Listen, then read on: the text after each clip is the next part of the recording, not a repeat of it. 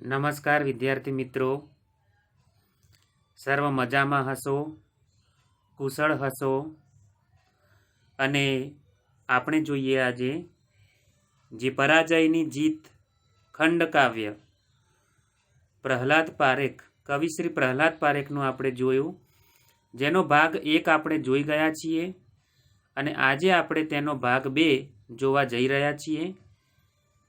છેલ્લે આપણે જે પંક્તિઓ જોઈતી, જે વાક્યો જોયા હતા એને હું તમને ફરી એકવાર સમજાવી અને આ કાવ્યને આગળ વધારું છું। તો મિત્રો જુઓ કે આપણે જોઈએ છીએ લગભગ આપણે 30 પંક્તિ સુધી જોઈ છે અને 30 પંક્તિ પછી 31મી પંક્તિ વાક્યથી આપણે આગળ વધીએ। છેલ્લે જે જોયું હતું તેને ફરી સમજાવું છું કે રાજા અશોક કે જેને કલિંગ ઉપર વિજય પ્રાપ્ત કર્યો અને વિજય પ્રાપ્ત કરીને જ્યારે તેને ગર્વ થયો કે મારે મારા વિજયને જોવો છે, નજરે જોવો છે, અને એ રાત્રિએ જ્યારે એના સૈનિકો મસાલચીઓને લઈને જ્યારે એ જોવા નીકળે છે અને જુએ છે કે કેટલું વરવું દ્રશ્ય છે આ ભૂતાવળો, ભૂતાવળો એટલે બિહામણું દ્રશ્ય છે। શરૂઆતમાં તો એને ઘણો આનંદ થયો, ગર્વ થયો કે મેં આટલો મોટો વિજય પ્રાપ્ત કર્યો, પરંતુ જેમ જેમ એ આગળ વધે છે, જેમ જેમ એ જુએ છે, તેમ તેમ તેના હૃદયમાં તેને એક આઘાત લાગતો જાય છે કે મેં કેટલા જણાના જીવન ઉજાડી દીધા, ઉજ્જડ કરી દીધા, કેટલા પરિવારો, કેટલા કુટુંબોના આધારો મેં છીનવી લીધા। એક દુઃખ થાય છે, દુઃખની લાગણી અનુભવે છે। આ વાતને આપણે આગળ વધારીએ, હું જેમ જેમ પંક્તિ બોલું છું અને તમને સમજાવતો જઉં છું મિત્રો। તો પરાજયની જીત ખંડ કાવ્યમાં આપણે આગળ જોઈએ, રાજા આજે અનુભવ કરે અંતરે કો અપૂર્વ, જાણ્યો નહોતો કદીય જયનો અર્થ ભયંકાર આવો। ભયંકાર, ભયંકાર એટલે ભયંકર, ભયાનક, આવો ભયાનક અર્થ મેં જયનો ક્યારેય, વિજયનો અર્થ આવો ક્યારેય જાણ્યો નહોતો। એના અંતર, એના હૃદયમાં અપૂર્વ, અપૂર્વ એટલે ન પૂર્વ, પહેલા કદી જોયો ન હોય તેવો આવો ભયંકર અર્થ કે છે કે મેં ક્યારેય જાણ્યો નહોતો। લાવા ધક્કે પ્રબળ ધરતી જેમ કંપી ઉઠે છે। લાવા એટલે જ્વાળામુખીનો લાવા, જેને આપણે ગરમ રસ હોય છે જ્વાળામુખીનો, એને આપણે લાવા કહીએ છીએ। અને ધક્કે એટલે કે એનો વિસ્ફોટ, વિસ્ફોટ થઈને જેમ ધરતીમાંથી ગરમ રસ બહાર નીકળે છે, પ્રબળ એટલે કે સશક્ત ધરતી હોય ને, તો એ ધરતી જેમ કંપી ઉઠે છે, કાંપી ઉઠે છે, તેવું કંપે નૃપતિ ઉર આવેગથી ભાવ કેવા। નૃપતિ, નૃપતિ એટલે નૃ એટલે નર અને પતિ એટલે માલિક, સ્વામી, એટલે નૃપતિ એટલે રાજા અને ઉર એટલે હૃદય।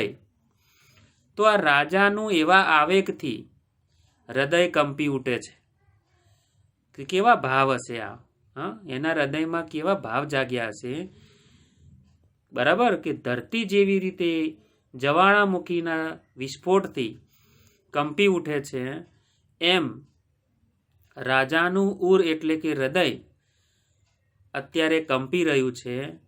જેના જોરે કઠણપડ હૈયાતણા સર્વ તૂટે, આપણે આગળ વધીશું, જેના જોરે કઠણપડ, કઠણપડ હતા એ હૈયાતણા હૃદયના સર્વ તૂટે, જોવાની જયને ઈચ્છા હવે ના નૃપને રહી, નૃપને ન રહી, હવે એને ઈચ્છા નથી, નૃપ એટલે રાજા, એને હવે ઈચ્છા નથી એ જય જોવાની, બરાબર, હવે એને ઈચ્છા નથી કે હું આગળ જોઉં, બરાબર।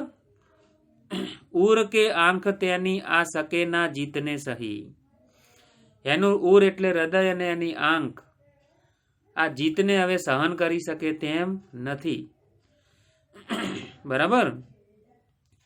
ક્ષણ અર્ધ પાય થંભ્યા ને પડ્યું ચિત્ત વિમાસણે, અર્ધ ક્ષણ, અર્ધી ક્ષણ, ક્ષણ પળ, અર્ધી ક્ષણ માટે પાય, પાય એટલે પગ, ધંભ્યા, રોકાઈ ગયા, ને એનું ચિત્ત જે મન હતું ને વિમાસણે ચડ્યું.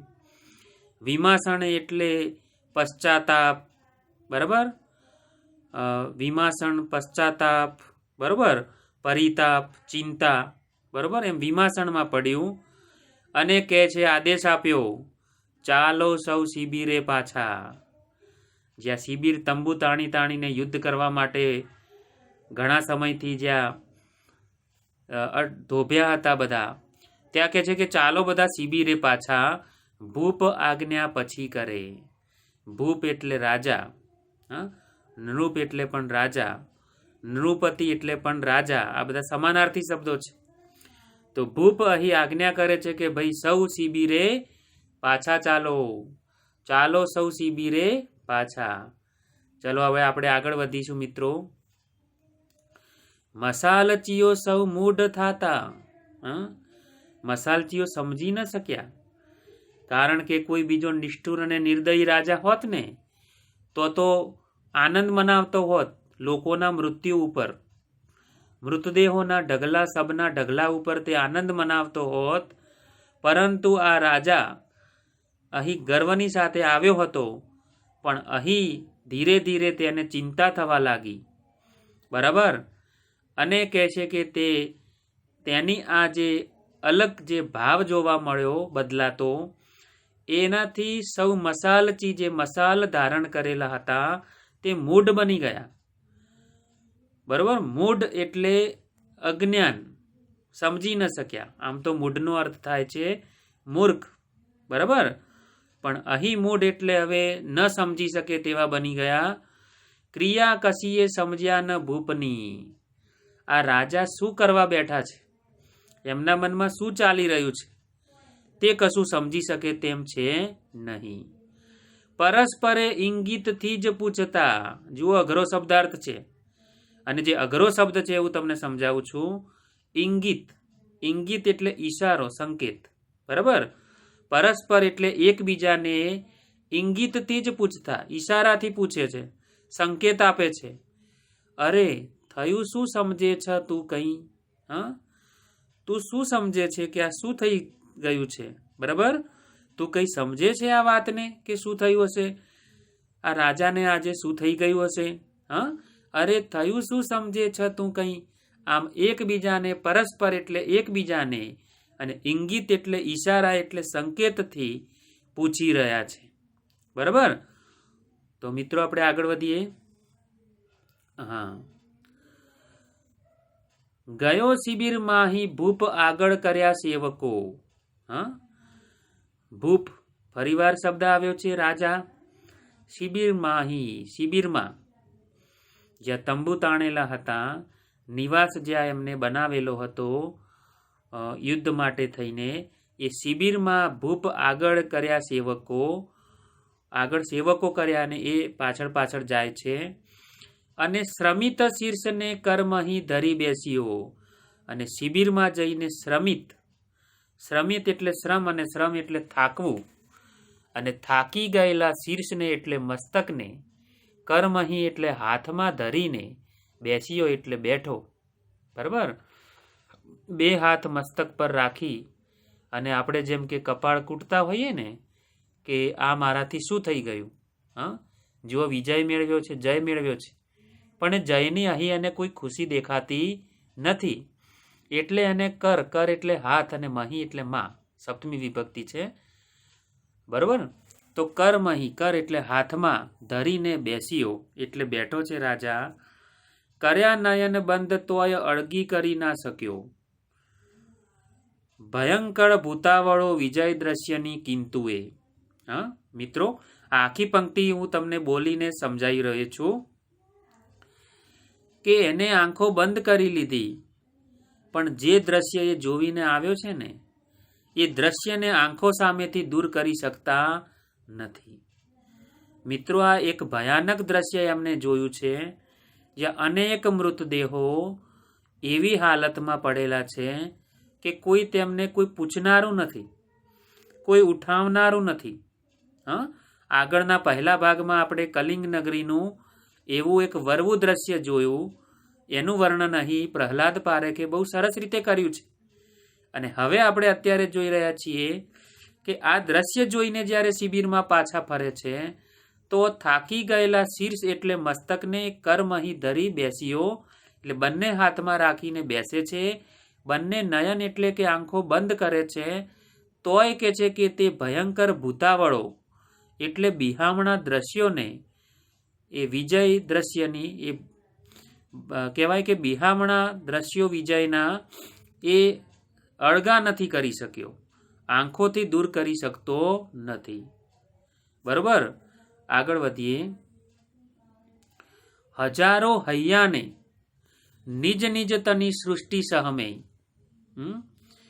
હજારો હૈયાને નિજ નિજ તણી.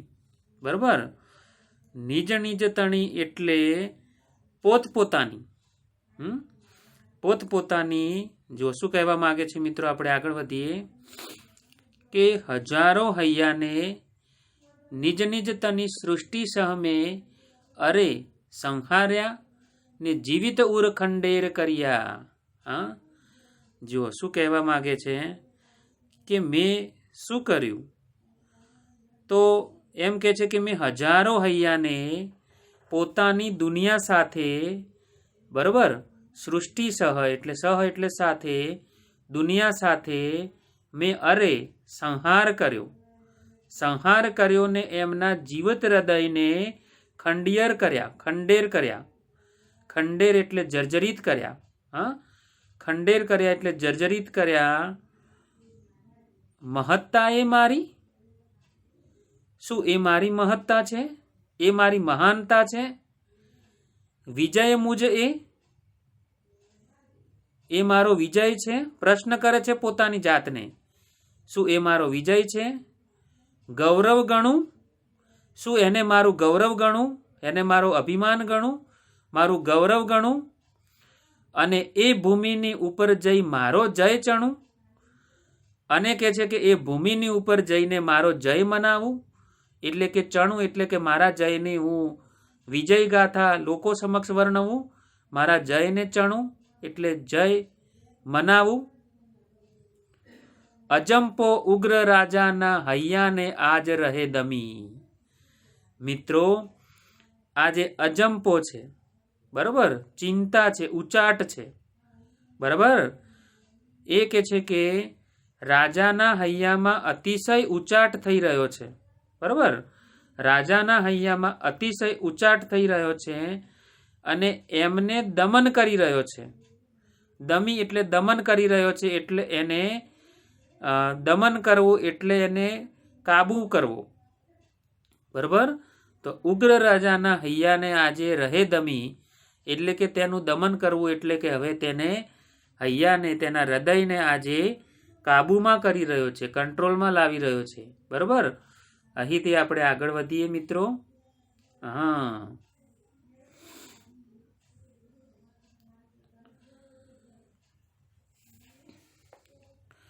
ભાર એ અંતરે આજે જયનો ના શકે ખમી.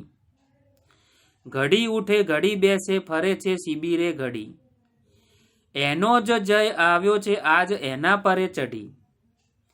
જો મિત્ર શું કહેવા માંગે છે કે જ્યારે એને અજંપો થયો, ઉચાટ થઈ રહ્યો છે અને એમનો એ દમન કરી રહ્યા છે, આજે એમનું અંતર એટલે કે હૃદય અજંપાનો ભાર સહન કરી શકતું નથી.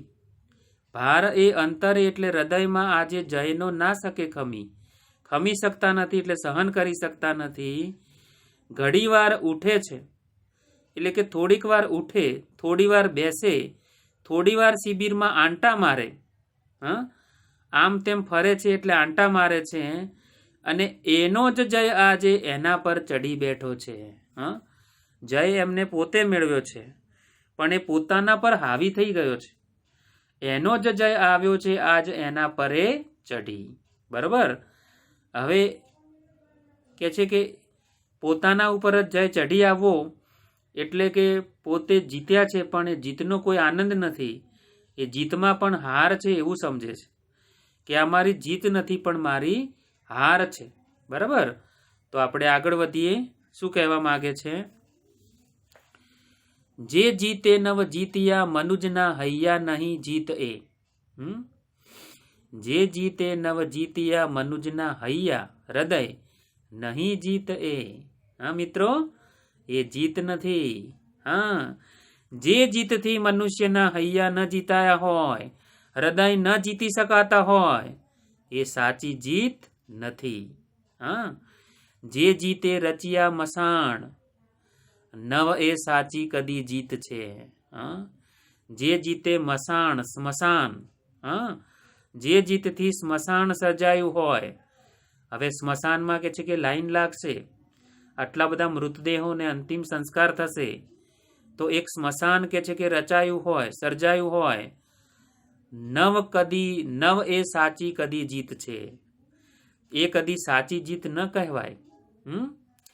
જે જીતે નવલું કશું ન સરજ્યું. હા, સરજ્યું. ર આમ તો અડધો હોય, રેફ ઉપર અર્ધચંદ્ર જેવું હોય, પરંતુ અહીં ર પૂર્ણ છે. હા, સરજ્યું. એને કહું જીત છે. બરાબર. જો શું કહેવા માંગે છે કે જે જીતથી કંઈ નવીન સર્જાયું નથી, કંઈક નવું સર્જન થયું નથી, એને જીત સી રીતે કહું? હા, એને કહું જીત છે. સી રીતે એને હું જીત કહું? જેથી માનવ માનવી મટી જતો છે, જીત કે હાર એ. હા, જેથી માનવ મટી જાય, એ જીત કે હાર? હા, કે એટલે કે અથવા કાન તો એ શું છે? સંયોજક છે. પરંતુ આપણને ઓપ્શન આપે છે કે બેમાંથી એક હોય, કાં તો જીત હોય ને કાં તો હાર હોય. અહીં આમ તો રાજાની જીત થઈ છે, પણ એને તો અહીં પોતાની હાર દેખાય છે. તો એ કહે છે કે હું આને હાર માનું કે આને જીત માનું? આ જીત છે કે હાર છે એ નક્કી કરી શકાતું નથી. એટલે કે છે કે જેથી માનવ માનવી મટી જતો છે, જીત કે હાર એ. એને જીત કહેવાશે કે હાર કહેવાશે. બરાબર. અને હવે આપણે આગળ વધીએ મિત્રો. ઉચ્ચારે મન રાજાનું, હાર એ હાર છે નક્કી. હા મિત્રો, રાજાનું મન હવે ઉચ્ચારે છે. રાજાનું મન કહે છે કે એ નક્કી હાર છે. હા, એ નક્કી હાર થઈ છે. બરોબર, એ હાર છે નક્કી. કદી એ ખડગની ધાર જીત ના સર્જી શકી. ખડગ એટલે તલવાર. હવે રાજાને થાય છે કે જે તલવારની ધાર છે ને, એનાથી કદી જીત સર્જાઈ શકાતી નથી. હા, તલવારની ધારથી કે છે કે કદી જીત આપી શકતી નથી. જીત ના આપી શકે. ખડગ એટલે તલવાર. બરોબર. અને આગળ વધીએ આપણે. નથી વિસ્તારવી સત્તા ખડગની જીત ના ચહુ. બરોબર. જો શું કહેવા માંગે છે કે મારે સત્તા નથી વિસ્તારવી અને હું તલવારથી જીત નથી ઈચ્છતો. હા, નથી વિસ્તારવી સત્તા ખડગની જીત ના ચહુ. હું ઈચ્છતો નથી. ચહુ એટલે ચાહવું. હું ચાહતો નથી, ઈચ્છતો નથી. મારે સત્તાનો વિસ્તાર કરવો નથી. કલિંગ રાજા ઉપર હવે મારો કોઈ અધિકાર નથી. એ વિસ્તારને હું હવે લેવા માંગતો નથી. એકાએક રાજાના હૃદયનું, સમ્રાટ અશોક મગધના રાજાનું અહીં હૃદય પરિવર્તન થાય છે. બરોબર. અને કહે છે કે મારે સત્તા વિસ્તારવી નથી અને હું ખડગ એટલે તલવારની જીતને ઈચ્છતો નથી. મારે તો માનવી કેરા હૈયાને અપનાવવું. હા, જુઓ કે છે કે મારે તો માનવીના હૈયા સુધી જવું છે. મારે તો માનવીના હૈયા અપનાવવા છે. હૈયાની શક્તિથી કોઈ અન્ય શક્તિ નથી વડી. હા, વડી એટલે મોટી. બરોબર. હૈયાની શક્તિથી બીજી કોઈ શક્તિ મોટી નથી. આજથી કરમાં મારા રહેશે ધર્મની છડી. હા, કર એટલે હાથ. આમ તો કર શબ્દના ઘણા બધા મિનિંગ છે. જો મિત્રો, ગુજરાતી ભાષાની શી મજા છે. એક એક શબ્દના ઘણા બધા અર્થ હોય છે. આ કર શબ્દ છે ને, એના 4 મિનિંગ છે. અહીં તો કર શબ્દનો એવો મિનિંગ છે કે હાથ, એવો અર્થ છે. પણ બીજા પણ મિનિંગ હું તમને કહું તો કર એટલે સૂર્યનું કિરણ. કર એટલે કાર્ય કરવું, એ ક્રિયાના સંદર્ભમાં પણ કાર્ય કરવું એટલે કર, બરોબર. હાથ શબ્દ તો છે જ, અને કર એટલે આપણે ટેક્સ કર ચૂકવીએ છીએ ને, મહેસૂલ ભરીએ છીએ, એને પણ કર કહેવાય. પણ અહીં કરનો મિનિંગ છે હાથ, બરોબર. તો કે છે કે હવે મારા હાથમાં શું રહેશે? ધર્મની છડી રહેશે, ધર્મની ધજા રહેશે. હવે હું આ માનવ ધર્મને કે છે કે આ દુનિયામાં ફેલાવીશ, અને હવે મારા હાથમાં ધર્મની છડી રહેશે, બરાબર. અને હવે જુઓ આગળ શું કે છે? તમે હવે ખડગ રહો જ મ્યાનમાં. હે ખડગ, હે તલવાર, તમે તો હવે મ્યાનમાં જ રહો. મ્યાન એટલે તલવારને મૂકવાનો કોષ. કોષ એટલે કે એમાં જે મૂકવામાં આવે છે તે, બરાબર, એને તલવારને સુરક્ષિત રાખવા માટે એની અંદર મૂકવામાં આવે છે, અને આપણે મ્યાન કહીએ છીએ. તો કે છે કે હવે મ્યાનમાં એના કોષ એટલે કે એની અંદર મૂકવાની જરૂર છે. એટલે હે તમે ખડગ, હવે મ્યાનમાં જ રહો, કલ્યાણમાં માનવના નકામા. હે તલવાર, તમે માનવના કલ્યાણમાં હવે નકામા સાબિત થયા છો. માનવના કલ્યાણમાં તમારો કોઈ હાથ છે નહીં, બરાબર. તલવારથી મેં જીત તો મેળવી છે, પણ કહે છે કે તમે માનવનું કલ્યાણ કરી શકવાના નથી, બરાબર. તો કે છે કે માનવના કલ્યાણ માટે નકામા છો. અને ઓ ધર્મ, આદેશ દિયો તમારો. એ ધર્મ, મને તમારો આદેશ આપો. શું કહેવા માંગે છે?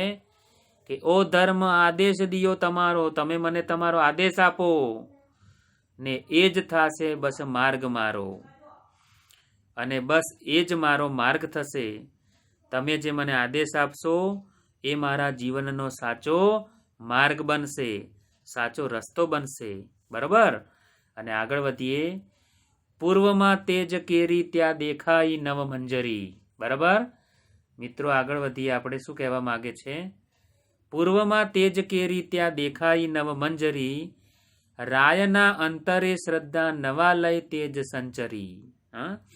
મંજરી અને સંચરી એક જેવો ઉચ્ચાર છે. તમારો, મારો, આ એક જેવું પ્રોનાઉન્સિએશન ઉચ્ચાર છે. આ અલંકાર, એની શોભા છે, આ કાવ્યની શોભા છે, બરાબર. તો પૂર્વમાં સૂર્ય ઉગે અને નવું તેજ પથરાય, બરાબર.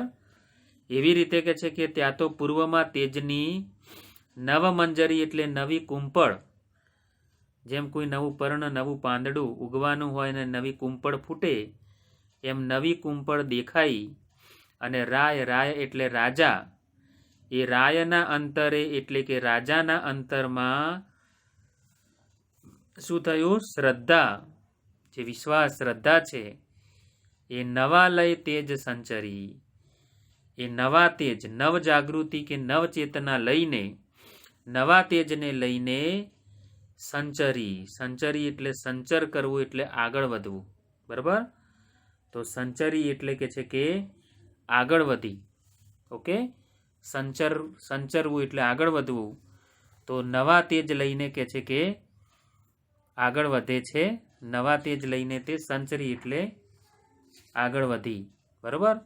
તો છેલ્લી પંક્તિ આપણને એમ કહેવા માંગે છે કે પૂર્વમાં તેજની નવી કેરી ત્યાં દેખાઈ નવ મંજરી, એક નવી કુંપળ દેખાય છે. અને રાયના અંતરે એટલે રાજાના હૃદયમાં, અંતરમાં એટલે કે હૃદયમાં, અંતરમાં શ્રદ્ધા છે, એ નવા તેજ લઈને સંચરી એટલે કે છે કે આગળ વધે છે, બરાબર મિત્રો. તો આપણે જોઈએ છીએ કે અહીં આ પરાજયની જીત, જે ખંડ કાવ્ય છે, એમાં અહીં રાજાએ તો જીત મેળવી છે, પણ એમને એ પરાજય લાગે છે. જો મિત્રો સમજવા જેવી વાત છે. અશોક રાજાએ કલિંગ ઉપર વિજય મેળવ્યો છે, જીત મેળવી છે, પણ અહીં જ્યારે એ નજરે જોવા જાય છે ત્યારે એમને લાગે છે કે આ મારી જીત નથી, પણ મારો પરાજય છે.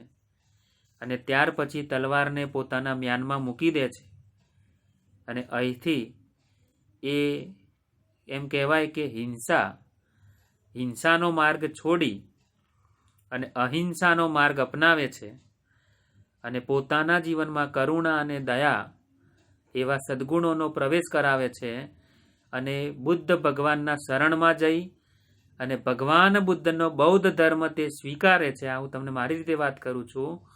એ બૌદ્ધ ધર્મ સ્વીકારીને એમ કહેવાય કે આ દુનિયામાં રાજા તરીકે આટલો પ્રસિદ્ધ થયેલો સમ્રાટ અશોક બુદ્ધ ભગવાનના માર્ગે બૌદ્ધ ધર્મના માર્ગે ચાલી અહિંસા અને દયા અને કરુણાના માર્ગે ચાલે છે. અને એટલે એમ કહેવાય કે આવા સદમાર્ગે જવાથી અહીં એમની જીત થાય છે. એટલે જે જીત મેળવી હતી એમાં એમનો પરાજય દેખાય છે અને પરાજયના પસ્તાવા પછી અંતે જે નવો માર્ગ મળી જવાથી એમને પોતાની જીત દેખાય છે.